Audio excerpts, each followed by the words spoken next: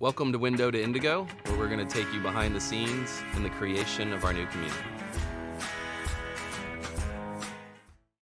I'm Clayton Garrett.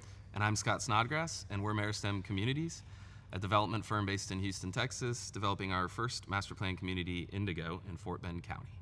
People ask us, why is Indigo unique? What is your answer to that?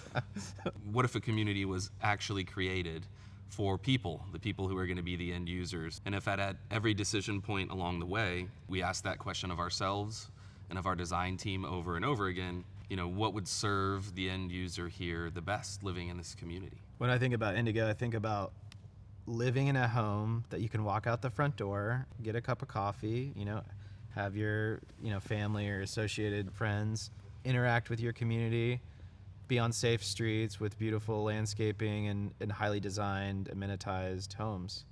I think that's what we're trying to accomplish, is a true sense of community that's pedestrian and human-oriented.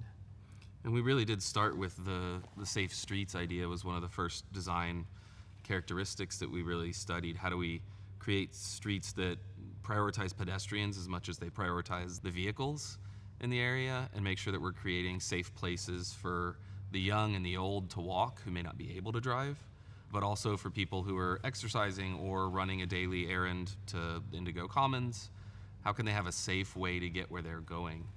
And then that morphed even a little bit further to us looking at if we took our street grid and actually removed every other street and created these open greenways, linear parks that homes would front onto, that would allow people to walk and never have to encounter a vehicle, or only to have to encounter a vehicle at a few crossings. And if you want somewhere to go, you have to create a system, a dynamic where you invite businesses to be located adjacent to your homes. And you have to do it in a way that's connected. And so that interconnection is important for both the business community, but also the residential community. My wife and our 3 kids, currently we all live in the suburbs. And we live in a suburb with really extensive trail networks. It's something that we're excited to get out and use pretty regularly. They range for miles and miles throughout the community. I think there's like 100 miles of trails. But unfortunately, they're not connected directly to homes. And so our daughter, who's 10, she's getting to that age where she needs to be gaining some autonomy, taking on some measured risks, exploring her world a little bit. And unfortunately, because reaching that trailhead would be a quarter-mile walk through our neighborhood on the street where there are no sidewalks, it's not a safe environment for us to let her go and range on her own.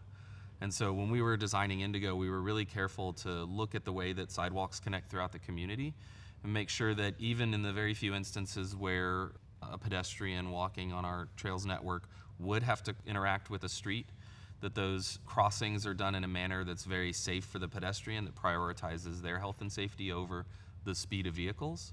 In a previous life, I owned a home that was designed in 1920s that had a front porch. And the experience of walking out to your front porch, knowing your neighbors directly adjacent to you, being able to walk to a place that had a retail experience, in this case a great bakery literally down the street, having your kids know other kids directly on the street, was something that was really impactful that we don't really experience in the Houston suburb context. We have wide, large homes that typically don't have a front porch.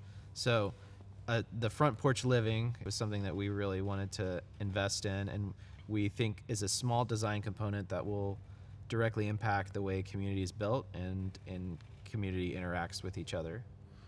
So Clayton and I have a background in agriculture, and we had been working as consultants to developers who wanted to incorporate agriculture into what they were developing. And we just both really saw the power that existed in those decisions that were being made, and the impact that developing community and doing spatial design for neighborhoods could have on the way that people live.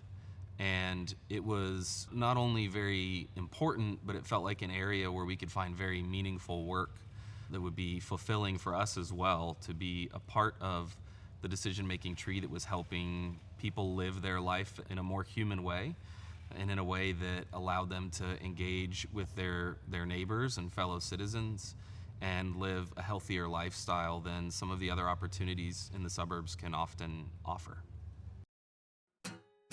For more information, visit indigocommons.com.